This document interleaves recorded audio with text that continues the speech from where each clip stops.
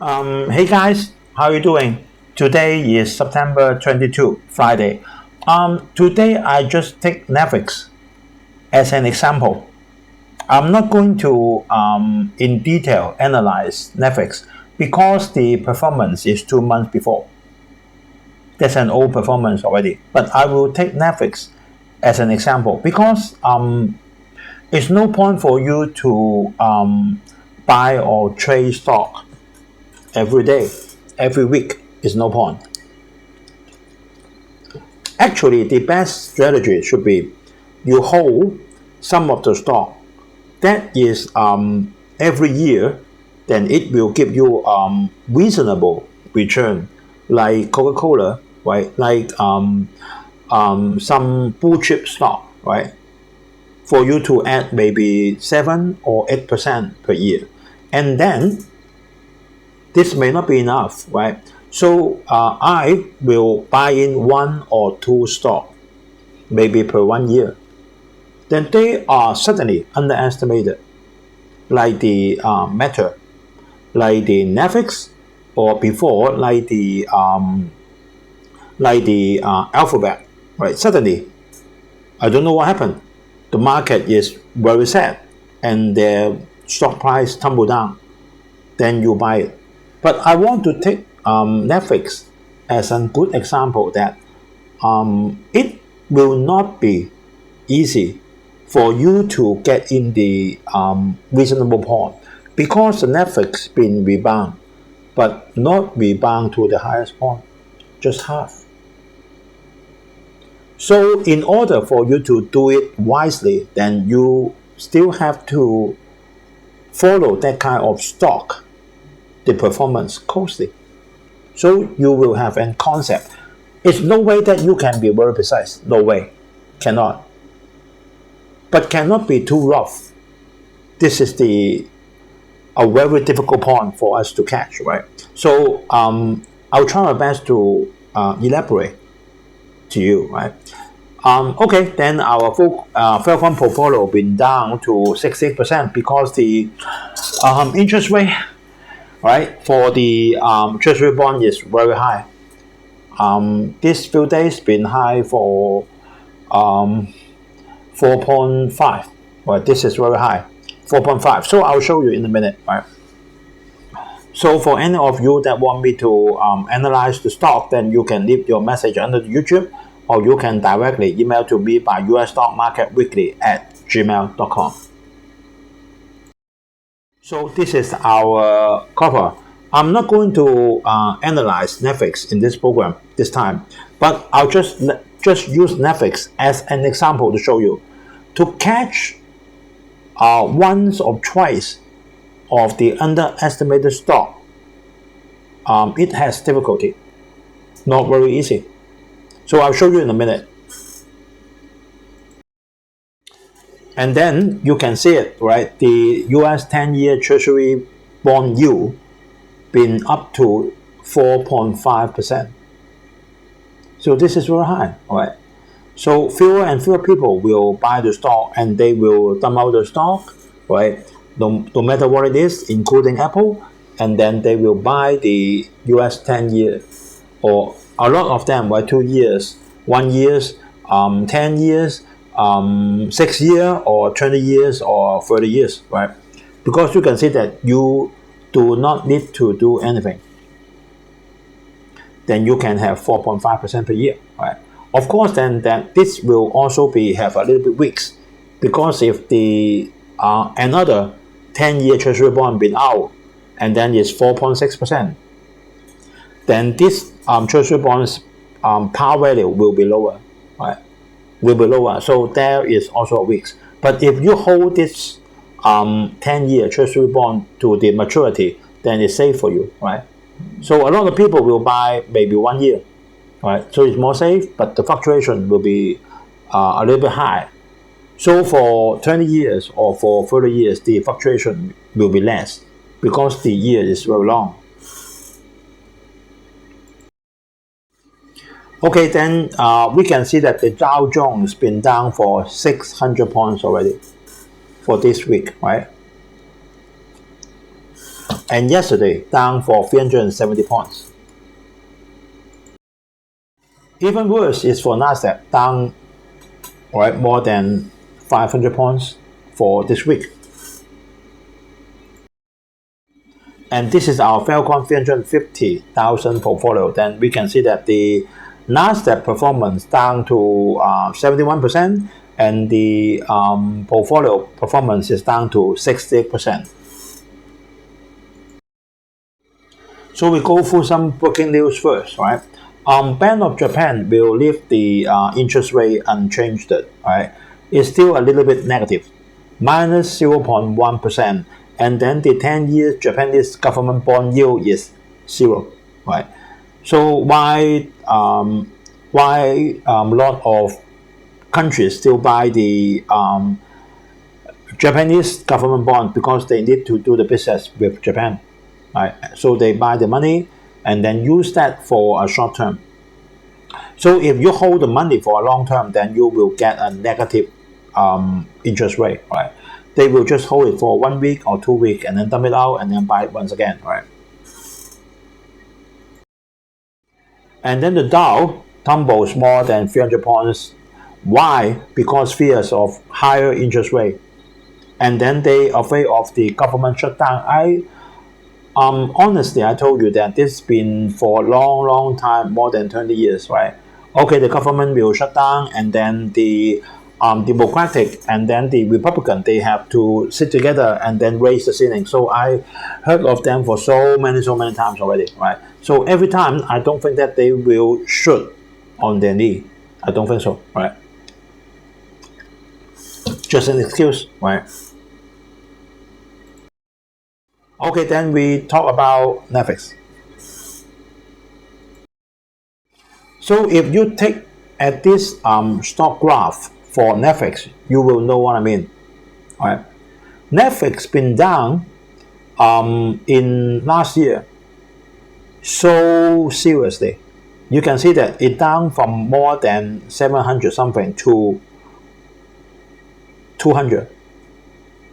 Right. So a lot of people that think that is underestimated, and then they buy. It's more difficult for you to buy at the dip because you don't know, right? A lot of people will buy it at 400, something like that. A lot of people will buy it at 400 because 400 is half, right? You can see that 400 is half. Maximum is about 700, right? Is a half, or 380, right? And then it further drops. You will have chance of losing, because if you buy it at 400 and then it dropped to 200, you will probably dump it out, right? So this is the first point of weeks. And then say you are lucky, then you buy it at something like 220. So you hold it, and hold it, and then when it reached 300, it stopped it a while, go down a while, and then it goes up once again. Let's take at the 5-year stock graph. See that for 5 years, and then it dropped it to a little bit lower than 200, and then it rise up. So when should you sell it? If you think that it will rebound back to 700, I think you will be disappointed from the fundamental.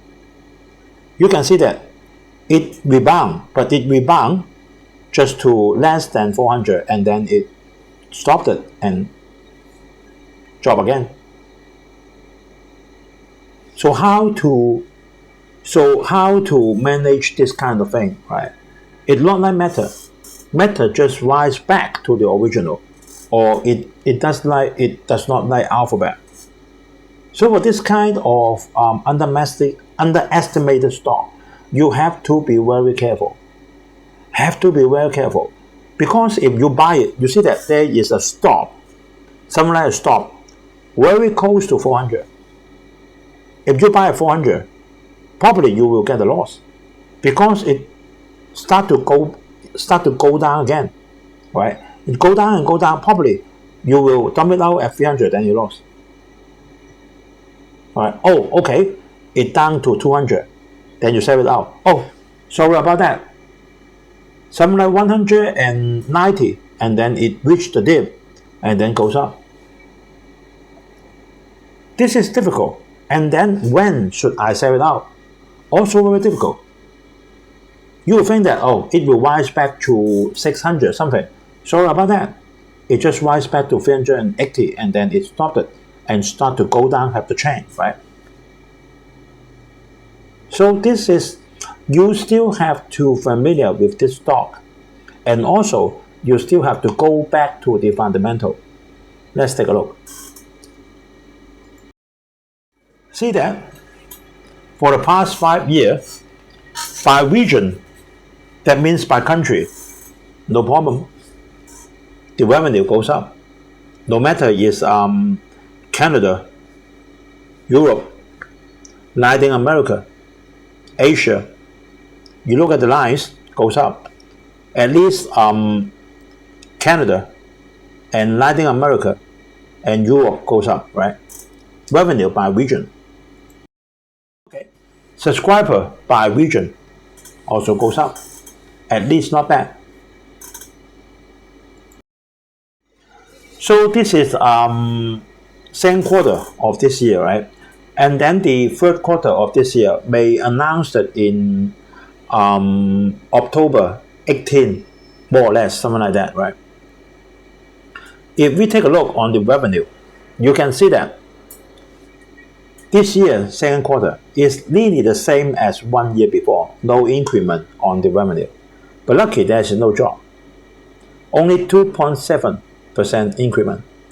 And then the net cash, the net income is nearly the same as 1 year before.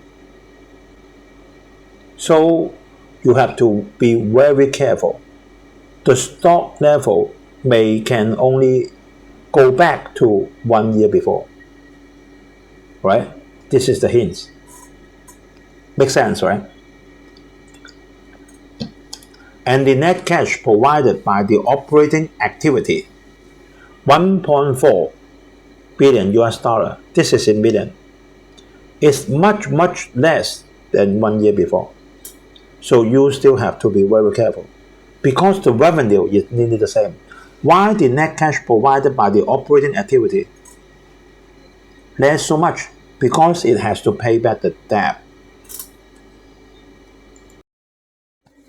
You can see that 3 years before, Netflix market share of US streaming is 73%. But this year, sorry about that, 69.7%. That few percent is very important because in this few percent, she is the king, right? So she is the queen. So take a look on this. All right, 2023 June, compare with 2 years before for the market share. Take a look on that.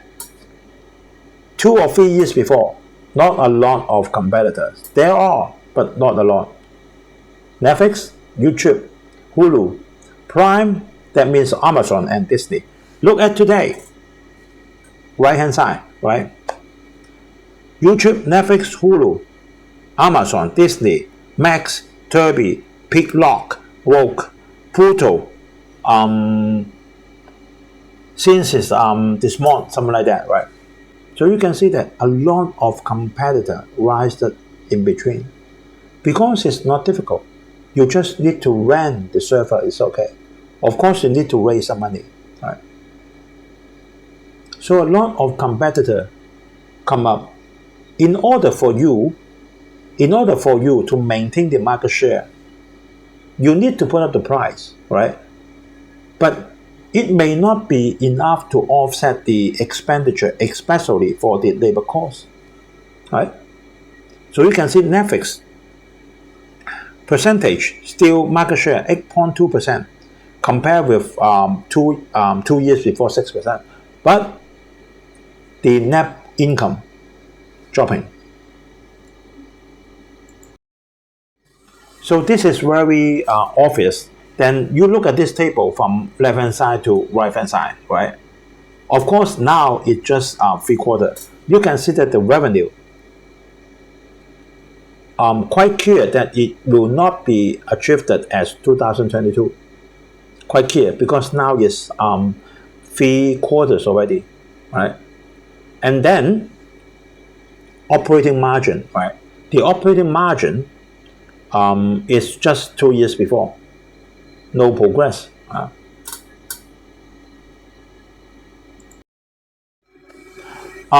This is very clear. Then we have to take a look on the balance sheet, right? So for the current asset, the one that I put a red tick next to it, right? 11.5 billion US dollar. And then for the total liability, 27.9 billion US dollar.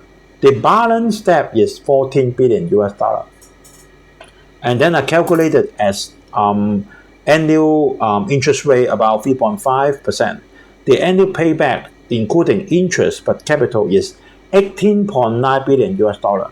But how about the net income per year? 4.2 billion US dollar. So you can see why the revenue seems the same, but the net income decreased. Why? Because a portion of money is being taken to pay back the debt. So if you just buy it at 300 and then you think that it will rise back to 700, then it's a mistake. You still have to stick to the original. You still have to stick to the fundamental finance. Not just close your eye unless you just do something speculating. Okay, I just 10% I go, no problem, fine, right? I buy it at 300, no problem. And then 350 I go, fine. But if you hold it for long, then you still have to go back to the fundamental steps to see that this stock, at most, the stock prices go back to 1 year before, not the peak. Then if you something like buy it at 200 and also then you will in your mind thinking 300 is the bottom. No, still too expensive. Maybe lower than 300. I don't think that a lot of people can catch 200. I think a lot of people will catch it at 300. Then you earn 80 US dollar. Will you buy or not? No. Right. So this is very, very skillful. I suggest then you just buy the excellent stock. Right. It's like Alphabet. No problem. No financial problem. Right. Maybe Apple now, but Apple doesn't drop a lot. Just 175 and then from 190, less than 10%. Something like that, right? So this strategy is okay. Once or twice you buy the underestimated stock and then add into your portfolio, but you still have to pick up excellent stock. Otherwise, like this example, you have a lot of chance in between that you lost.